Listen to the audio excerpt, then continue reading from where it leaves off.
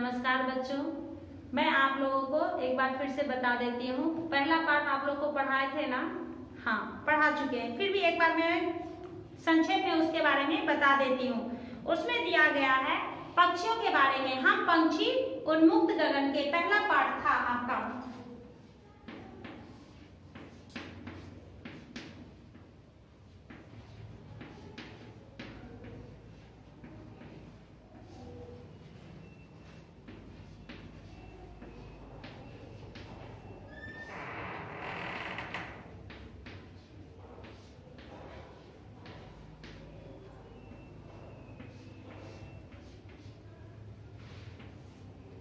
पंछी उन्मुक्त गगन के, इसमें पंछियों के बारे में बताया गया है कि पक्षी बनकर रहना नहीं चाहते। वे चाहते हैं कि मैं भी खुले आसमान में उड़ूं।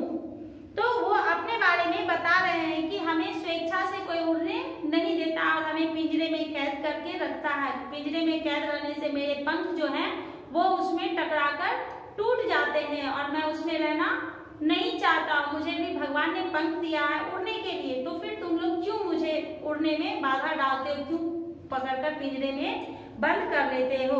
वे भी उड़ने की इच्छा है। उन्हें अगर चांदी के कटोरे में तुम अच्छे अच्छे पकवान बनाकर दे दो तो वो खाने की इच्छा नहीं रखता। वो कहता है मैं उड़ करके इधर उधर जा करके एक ही दाना मुझे मिले वही मैं खा करके रह जाऊंगा, लेकिन मुझे पिंजरे में बंद रहना पसंद नहीं है।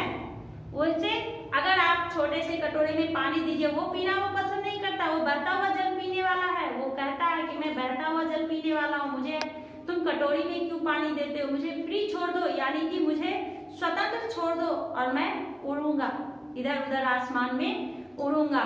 तो आप लोग जानते हो, इस पाठ को मैं पढ़ा चुकी हूँ। ठीक है, अब एक बार मैं सोच रही थी आप लोग को प्रश्नोत्तर के बारे में जानकारी दे दूं ताकि आप सही तरीके से उसे लिख सकें। आप लोगों ने कठिन शब्द लिखा क्लास वर्क में?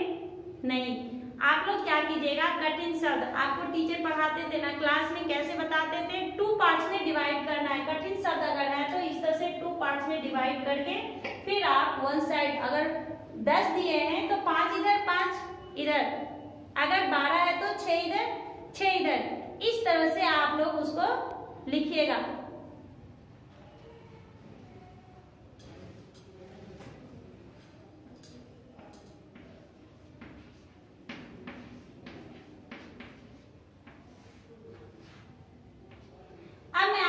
प्रश्नोत्तर बता रही हूँ। सबसे पहले सुनिए, बोलिए। इसमें पहला प्रश्न क्या है? पक्षी पिंजरे में बंद क्यों नहीं रहना चाहते हैं? ये आपके क्लास वर्क में रहना चाहिए। आप क्लास वर्क में जरूर लिखिएगा, ठीक है? वे डरते हैं कि कहीं उनके पंख जो है पिंजरे की तीलियों से, पिंजरे में जो स्टिक दिया हुआ रहता है उससे कहीं टकराकर वो टूट ना जाए, इसलिए वो पिंजरे में बंद रहना नहीं चाहते हैं। पिंजरे में बंद होने से वे खुले आसमान में नहीं उड़ सकेंगे।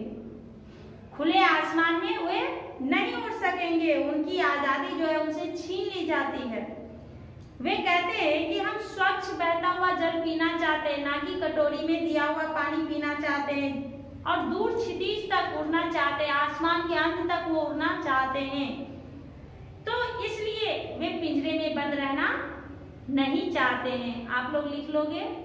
हाँ, जिनको जितना आता है उतना ही लिखिएगा। जरूरी नहीं है क्या जो किताब में जो है वही हम लोग लिख दे। नहीं, अभी तुरंत आपकी अध्यापिका जी ने क्या क्या बोला और आप अपने विचार से लिखिएगा, अपने शब्दों में लिखिएगा कि पक्षी को अगर पिंजरे में बंद रखते हैं तो उनकी क्या इच्छा होती है, वो क्यों नहीं रहना चाहते पिंजरे में, वे बाहर खुले में क्यों उड़ना चाहते हैं। दूसरा सवाल है, पक्षियों को पालना उचित है या नहीं? अपने विचार बताइए। पक्षियों को पालना आपके हिसाब से सही है या गलत है? अगर सही है तो क्यों है, और अगर गलत है तो क्यों गलत है, वो लिखना है। थोड़ा सा मैं आप लोगों को बता देती हूँ। पक्षियों को पालना कदापि उचित नहीं है। उनका सहज स्वभाव क्या होता है? खुले आसमान में उड़ना। उनका सहज स्वभाव क्या होता है? खुले आसमान में उड़ना। उसे कैद करके रखिएगा तो वो बहुत ही, मतलब उसे बहुत बुरा लगता है, उसे उड़ने की चाहत है और आप उसे पिंजरे में कैद कर लेते हो। उनका शरीर इतना नाजुक होता है कि पिंजरों से टकराकर कभी कभी उनकी जान तक चली जाती है। उनका शरीर जो होता है, उनका पंख जो होता है बहुत ही नाजुक होता है, कोमल होता है। वो पिंजरे में टकरा कर वो उड़ने की कोशिश करता है, उसमें वो टकरा करके उसके पंख टूट जाते, वो मर भी जाता है। इसलिए वो उसे पालना उचित नहीं होता है। हम जब एक कमरे में बंद रहकर उब जाते हैं तो जरा सोचिए, अब मान लीजिए 10 मिनट के लिए गुस्से से, कभी कभी मम्मी बच्चे शैतानी करते तो मम्मी गुस्से से कहेंगे तुमको बाथरूम में बंद कर देंगे। अगर मान लीजिए उसकी कल्पना करके बच्चे डर जाते हैं, शांति से बैठ जाते हैं कि कहीं मम्मी मुझे बाथरूम में बंद ना कर दे। तो आप जब उस कल्पना से डर जाते हो तो फिर आप सोचिए कि पक्षी को हम पिंजरे में कैद कर लेते हैं तो उसे कैसा लगता होगा? उसे भी बहुत बुरा लगता होगा ना। हाँ, तो उसकी जगह पे अपने आप को रख करके सोचिए कि उसे कितना बुरा लगता है। आगे दिया गया है, पक्षियों के संरक्षण के लिए हमें क्या करना चाहिए? पक्षियों को सुरक्षित रखने के लिए हमें क्या करना चाहिए? आप लोग अपने मन से लिखोगे। अब इसमें दिया गया पक्षियों के संरक्षण है तो हमें पेड़ पौधे, सबसे पहले क्या है, हमें पेड़ पौधे लगाने चाहिए ताकि वो वहां सुरक्षित रह सके। उनको अगर पेड़ पौधे नहीं रहेंगे तो कहाँ जाएंगे? उड़ करके थोड़ी दूर जब वो थकेंगे तो बैठेंगे कहाँ? पेड़ की डाली अगर उन्हें नहीं मिलेगी तो कहाँ बैठेंगे? इसलिए पेड़ पौधे लगाने चाहिए। उनकी कटाई पर रोक लगानी चाहिए, उनकी कटाई नहीं होनी चाहिए। पक्षियों के शिकार को, जो लोग पक्षियों का शिकार करते हैं, पक्षियों को मारकर खा जाते हैं, उनसे उसको बचाना चाहिए। घर के खुले प्रांगण में जल की व्यवस्था, और घर में जो भी खुला स्थान है वहां पर आप पानी की व्यवस्था रखें ताकि अगर पक्षी आते हैं तो वो वहां पर थोड़ी देर पानी पीकर सुस्ता सके।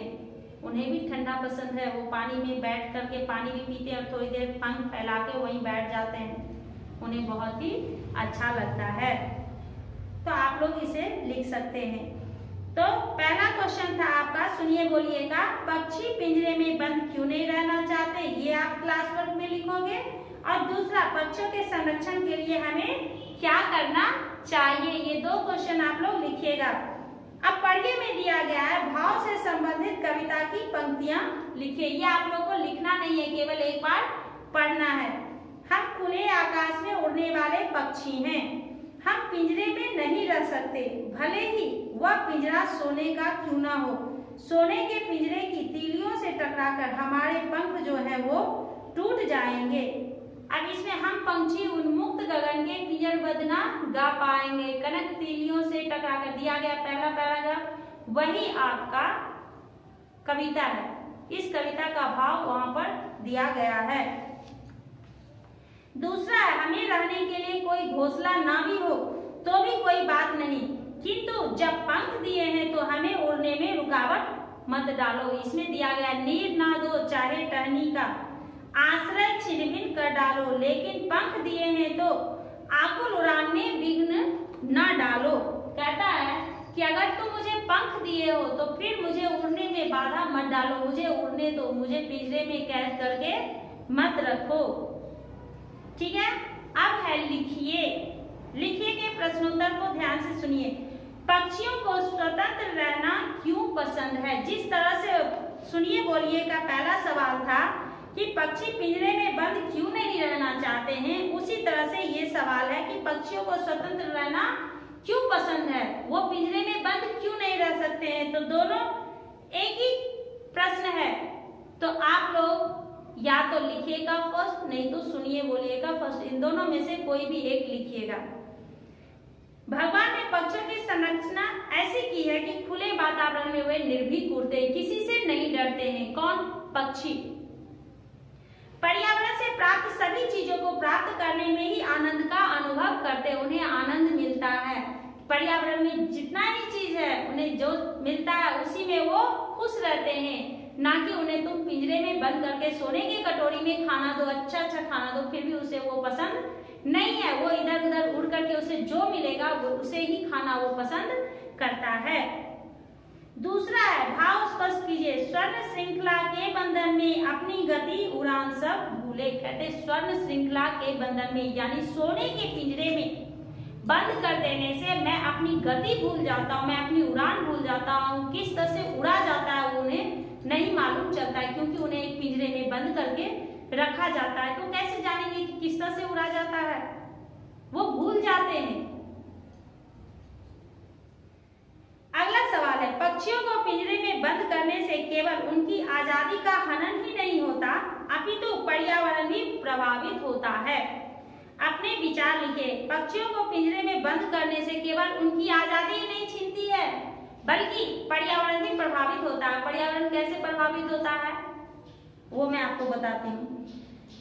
पर्यावरण से प्राप्त विभिन्न चीजों का आनंद पक्षी लेते हैं, परंतु जब मानव अपने स्वार्थवश इनको कैद करता है तो प्राकृतिक विषमता जो है वो पैदा हो जाती है। जंगलों में ये पक्षी, जंगल में पेड़ पौधे कहाँ से आते हैं, हम लोग जाकर लगाते हैं? नहीं, हम लोग तो काटने का काम करते हैं, लगाने का काम कौन करता है? वे पक्षी। अब आप लोग कहिएगा टीचर पक्षी कैसे लगाएंगे? तो पक्षी जो फल खाते हैं उसका बीज गिर जाता है, बीज जब गिरता है पानी होता है तो वही पौधा बनता है, पौधा से वो पेड़ बन जाता है। तो जंगल में पेड़ पौधे कौन लगाता है? तो वो पक्षी लगाते हैं। जब वो पक्षी में इतनी समझ है तो हम इंसानों में क्यों नहीं? हमें भी उनसे कुछ सीख लेनी चाहिए और पेड़ पौधे लगाने चाहिए, पर्यावरण को सुरक्षित रखना चाहिए। अगला सवाल आपका है, यदि आपके घर में किसी स्थान पर किसी पक्षी ने अपना आवास बनाया है और किसी कारणवश आपको अपना घर बदलना पड़ रहा है, तो आप उस पक्षी के लिए किस तरह के प्रबंध करना आवश्यक समझेंगे? मान लीजिए आप किसी घर में रह रहे हैं, ठीक है, अब आपको वो रूम चेंज करना हो, कहीं और जा रहे हैं, अपना घर नहीं है, किराए के मकान में रहते हैं, किसी दूसरे घर में आप जा रहे हैं और वहां मान लीजिए कोई पक्षी अपना एक छोटा सा घोंसला बना के रह रहा है, तो आप तो जा रहे हो, उसको छोड़कर आप क्या, अब मान लीजिए कि आप जिस घर से जा रहे हो उस घर में कोई दूसरा व्यक्ति आएगा, क्या उस पक्षी को उसी तरह से देखेगा जैसे आपने देखा? नहीं, हो सकता है वो उसे भगा दे, या हो सकता है आपसे भी ज्यादा वो प्यार दे, तो आप नहीं जानते हो, तो आप उस पक्षी के लिए क्या करना चाहिएगा वो लिखना है, ठीक है। अब आगे आ जाइए शब्द भंडार। शब्द भंडार में दिया गया है, सबसे पहले भिन्नार्थ वाला शब्द पहचानिए। भिन्नार्थ शब्द ऑड वन आउट आप लोग पढ़ रहे हैं इंग्लिश में, वही है यहाँ पर। गगन, आकाश, नभ, अंबर, तारक, इन सब में सबसे अलग क्या है? गगन मतलब आसमान, आकाश मतलब आसमान, नभ मतलब भी आसमान होता है, अंबर मतलब भी आसमान होता है, यानी कि तारक। तारक मतलब क्या होता है? तारा। तो तारा जो है वो सबसे अलग है, तो हम लोग यहाँ पर क्या लिखेंगे? तारक। अब आगे दिया गया है जल, कनक, नीर, पानी, वारी। अब इसमें क्या होगा? तो जल, पानी जो है वो जल है, नीर, पानी, वारी, ये सब जो है पानी ही है, तो इसमें सबसे अलग क्या है? कनक। तीसरा है तरु, पेड़, क्षितिज, वृक्ष। इस समय क्या हो जाएगा? क्षितिज, क्योंकि तरु भी वही है, पेड़ भी वही है, वृक्ष भी वही है, तो क्या हो जाएगा? क्षितिज। आगे है सोना, स्वर्ण, कनक, कुंदन, किरण। इसमें क्या होगा? किरण, क्योंकि सोना मतलब भी गोल्ड है, स्वर्ण मतलब भी है, कनक मतलब भी है, कुंदन मतलब भी है, ठीक है, तो यहाँ पर हो जाएगा किरण। आप लोग कर लीजिएगा। हाँ, तो सबसे पहले आप लोग प्रश्नोत्तर में सुनिए बोलिए का पहला और तीसरा, लिखिए का पहला, ये 3 क्वेश्चन आंसर आपके क्लास वर्क में मुझे दिखना, ठीक है। वो लिखने के बाद शब्द भंडार, शब्द भंडार में भिन्नार्थ वाला शब्द जो अभी मैं आपको बताई वो आप लिख लीजिएगा। सबसे अहम प्रश्न है इसमें प्रशंसा। पक्षियों के जीवन से हमें क्या सीख मिलती है? पक्षियों के जीवन से हमें क्या सीख मिलती है, ये सबसे अंतिम प्रश्न है जो कि आपके क्लास वर्क में जरूरी है रहना, ठीक है। पक्षियों के जीवन से हमें क्या सीख मिलती है? सबसे बड़ी सीख तो हमें ये मिलती है कि अपने उद्देश्य को हासिल करने के लिए हमें लगातार कोशिश करते रहना चाहिए। सबसे मेन उद्देश्य हमारा क्या है कि हमें अपनी मंजिल को पाने के लिए लगातार कोशिश करते ही रहना चाहिए। कभी भी उससे हार मानकर बैठना नहीं चाहिए। जब तक हमें हमारी मंजिल नहीं मिल जाती है तब तक कोशिश जारी ही रखनी है। अब इसमें भाषा की बात है। भाषा की बात में क्या दिया गया है? स्वर्ण। स्वर्ण यानी यहाँ पर स्वर्ण श्रृंखला दोनों को मिला करके लिखा जा रहा है। गुणवाचक विशेषण को ढूंढना है। गुणवाचक विशेषण। स्वर्ण श्रृंखला, कनक तीलियां, कनक तीलियां, तारक अनार, तारक अनार। फिर है लाल किरण, कनक कटोरी। यह आपको क्लास वर्क में लिखना नहीं है, केवल एक बार उसे पढ़ना है। उसमें आप लोग को समास भी दिया जाएगा। आप लोगों को याद है टीचर आपको समास पढ़ाए हैं? अगर नहीं पढ़ाए हैं तो कोई बात नहीं, आप लोगों को संधि समास ये अभी से आप लोगों को पढ़ना है। 7th क्लास में तो आपको जरूर आता ही आता और आप लोग को जरूरी है समास पढ़ना। तो आगे हम लोग आपको समास पढ़ाएंगे। सबसे पहले तो आप लोग ये क्लास वर्क कंप्लीट कीजिए, फिर व्याकरण जब पढ़ाएंगे तो समास जरूर पढ़ाएंगे। ठीक है, धन्यवाद बच्चों।